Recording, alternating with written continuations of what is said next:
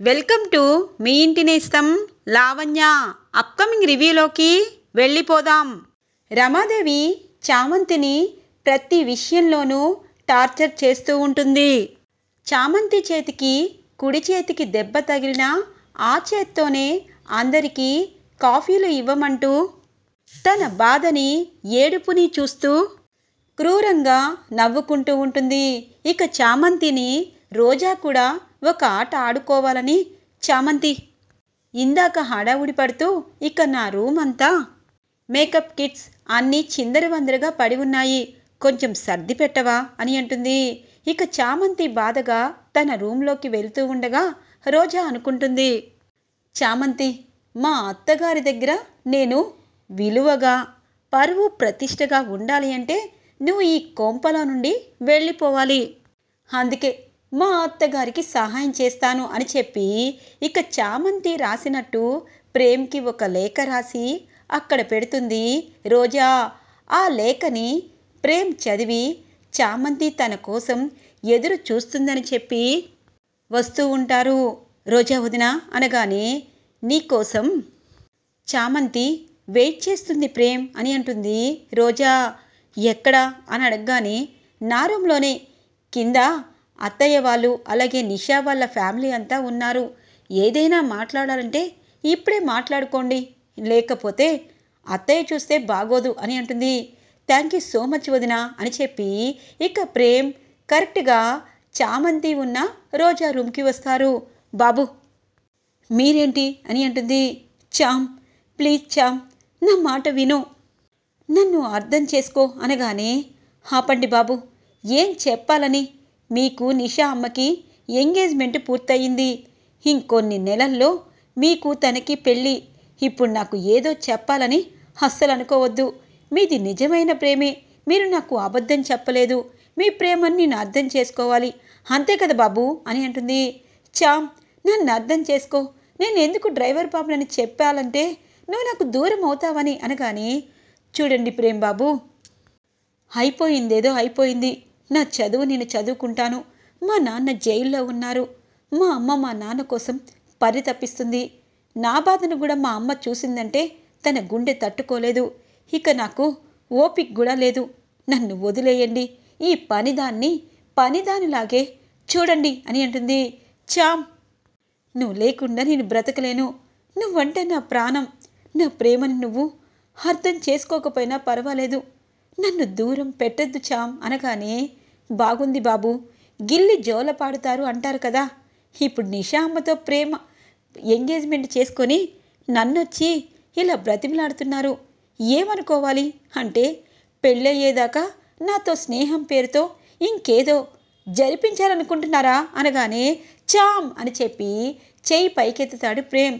కొట్టండి బాబు, ఈ పనిదాన్ని కొట్టండి, చచ్చిపోయినా పర్వాలేదనిపిస్తుంది, ఎందుకంటే ఆ రోజు విషం తాగి ఇప్పుడు చచ్చిపోతే నాకు ఈ గుండెల్లో బాధ ఉండేది కాదు, ఇంకా నాపై మీకు కొండంత ప్రేమ, గుండెల్లో నాకు చోటుందని సంతోషంగా కళ్ళు మూస్తూ చచ్చిపోయేదాన్ని, కానీ మీరు ఇంత ద్రోహం చేస్తున్నారు కదా, ఇంకా బ్రతికెందుకున్నానా అనిపిస్తుంది, లేదు చచ్చిపోవడం పిరికి పని, అందుకే నేనెప్పుడూ ఆ పని చేయను, మా నాన్న కోసం మా అమ్మ కోసం ఈ జీవితాంతం పోరాడతాను, మీలాంటి పెద్దవాళ్ళని ఇక నుండి నమ్మటం మానేస్తాను అని అంటుంది చామంతి.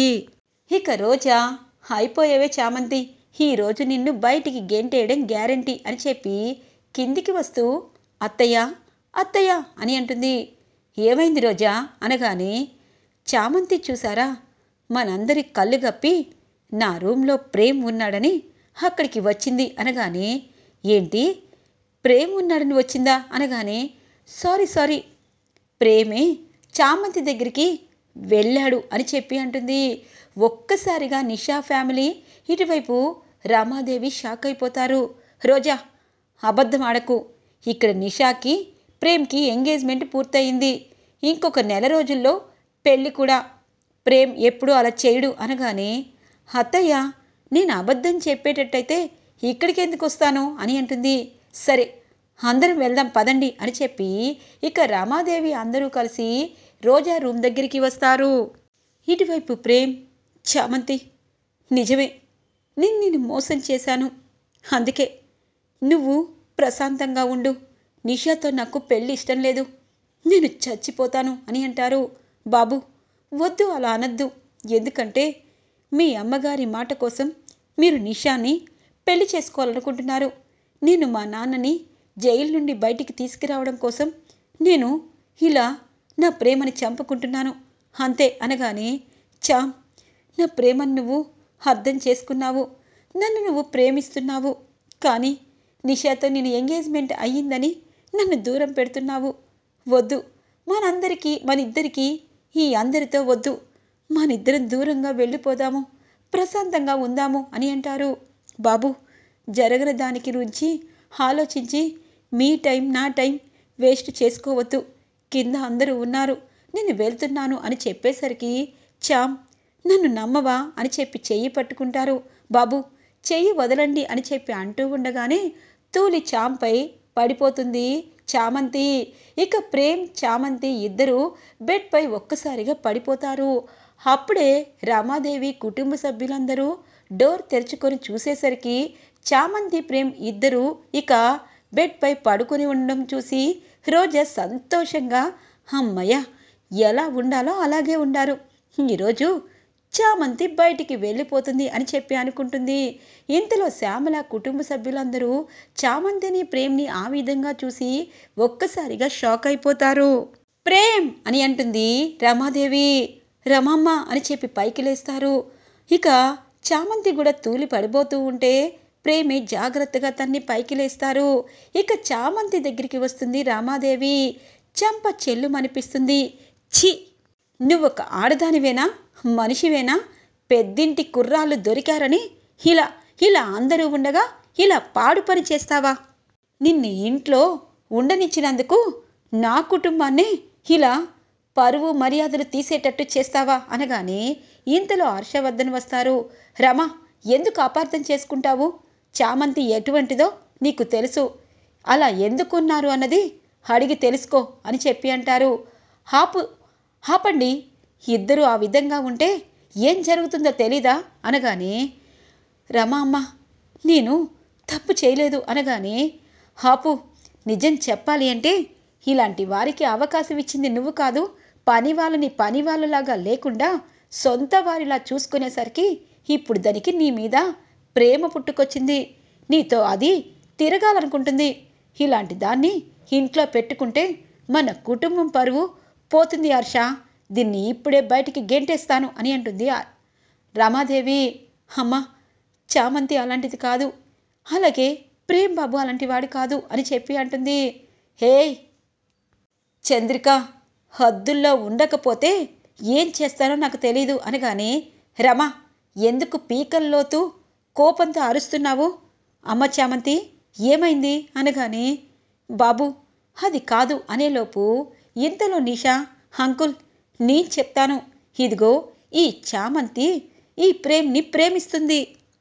కావాలంటే ఈ ఉత్తరాలన్నీ చూడండి.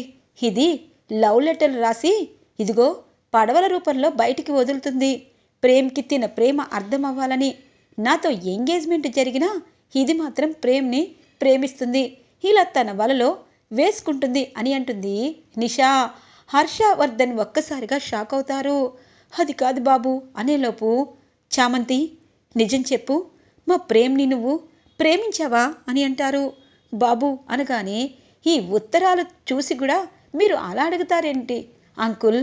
ఈ చామంతి మన ప్రేమ్ని ప్రేమించి ఈ ఇంటికి వారసురాల్ని అలాగే యువరాన్ని అయిపోవాలనుకుంటుంది. ఇలాంటి దాన్ని ఇంకా ఇంట్లో ఉంచుతారా అని అంటుంది నిషా. ఇక హర్షవర్ధన్కి ఏమీ అర్థం కాదు. ప్రేమ్, నిజం చెప్పు, చామంతి నిన్ను ప్రేమిస్తుందా అనగానే, అవును నాన్న అని అంటారు. చామంతి, నిజంగా నువ్వు ప్రేమించేటట్టయితే నాకు చెప్పచ్చు కదమ్మా, ఇక్కడి దాకా వచ్చేది కాదు కదా అని అంటారు. హర్షవర్ధన్, ఏంటా మాటలు? ఈ పనిదాన్ని ఈ ఇంటికి కోడలు చేస్తారా? దీన్ని ఇంకా ఇంట్లో ఉండనిస్తే ఇలాంటివి ఏదైనా చేస్తుంది, పదవే అని చెప్పి తన్ని లాక్కెళ్ళి బయటికి గెంటేయబోతూ ఉంటే కరెక్ట్గా చిత్రావతమ్మ అలాగే తన మనుషులతో వచ్చి చామంతిని పట్టుకుంటుంది. ఒక్కసారిగా రమాదేవి షాక్ అవుతుంది. హే రమాదేవి, చామంతిని బయటికి గెంటేస్తున్నావు, ఎంత ధైర్యం నీకు అని అంటుంది చిత్రావతి. అమ్మా, నన్ను క్షమించండి, ఇది మా ఇంట్లో చిచ్చు పెడుతుంది. నా చిన్న కొడుకుకి నిషాకి ఈరోజే ఎంగేజ్మెంట్ జరిగిందమ్మా, కానీ ఇది చిన్నబాబుని ప్రేమించిందంట, చిన్నబాబుతో ఇది వేరే సంబంధం పెట్టుకోవాలనుకుంటుంది అనగానే, నోరు మొయ్, నోటికొచ్చినట్టు మాట్లాడితే ఊరుకోను రమాదేవి. హర్ష, మీ ఇంట్లో చామంతిని జాగ్రత్తగా చూసుకోమంటే ఇదిగో ఈ రమాదేవి నిందలు వేస్తూ ఉంటే నువ్వు చోద్యం చూస్తున్నావా అని అంటుంది చిత్రావతి.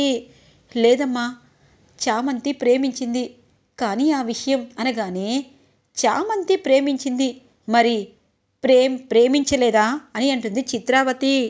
ప్రేమ్ హిట్రా అని అంటుంది. అమ్మా అనగానే, నువ్వు చామంతిని ప్రేమించావా లేదా అని అంటుంది. నేను చామ్ని ప్రాణం కంటే ఎక్కువగా ప్రేమించాను అని అంటారు ప్రేమ్. ఒక్కసారిగా రమాదేవి షాక్ అవుతుంది. ప్రేమ్ అనగానే, ఆపు రమాదేవి, ఎందుకు ఆవేశపడతావు? ఫస్ట్ నువ్వు ప్రేమించావా, చామంతి ప్రేమించిందా? చామంతిని నువ్వు నీలాగే ప్రేమించావా అనగానే జరిగిందంతా చెప్తాడు ప్రేమ్. చామంతిని మొదటి నుండి ప్రేమించాను, తను పనిదానిలా కాదు, నేను పనివాడినయ్యాను, తన కష్టంలో తోడుండాను. అలాగే రమా అమ్మకి చామంతిని ప్రేమిస్తానని చెప్పాను, పెళ్లి చేసుకుంటాను అని చెప్పాను, కానీ రమా అమ్మ నాతో వెట్టు వేయించుకుంది, నిషాతో ఎంగేజ్మెంట్ జరిగించింది. కానీ నాకు ఆ ఎంగేజ్మెంట్, నిషా అంటే ఇష్టం లేదు. నాకు చామంతి కావాలి, చామంతి కోసం నా ప్రాణాలు ఇస్తాను, చామంతికి నాకు పెళ్లి చేయండి అని అంటారు. అది నిజమంటే అని అంటుంది చిత్రావతి. ప్రేమ్, ఎందుకు నాకు మాటిచ్చి ఇక్కడ నిజాలు చెప్తున్నావు అనగానే, రమా నోరు మూసుకొని ఉండు, నువ్వు చామంతిని తక్కువ చూపు చూస్తున్నావు.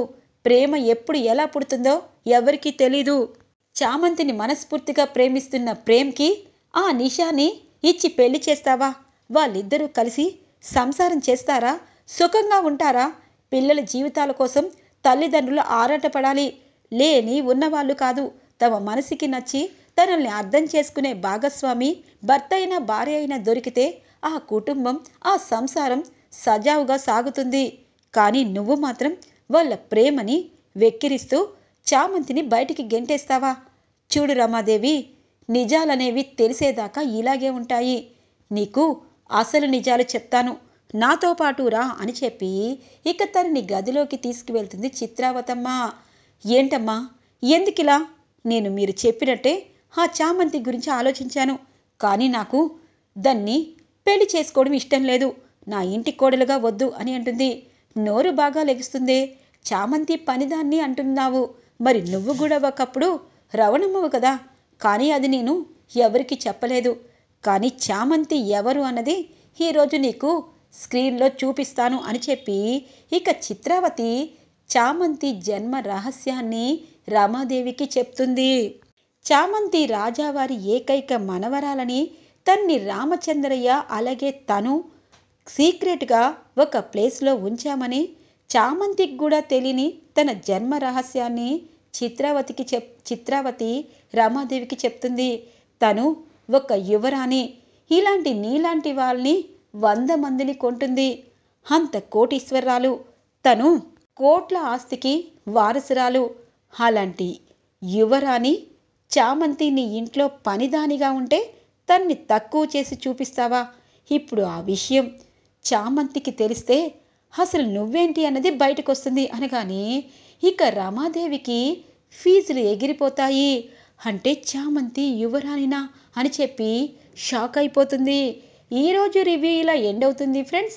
రాబోయే రివ్యూ కోసం మా ఛానల్ని సబ్స్క్రైబ్ చేసుకోండి. Thanks for watching friends.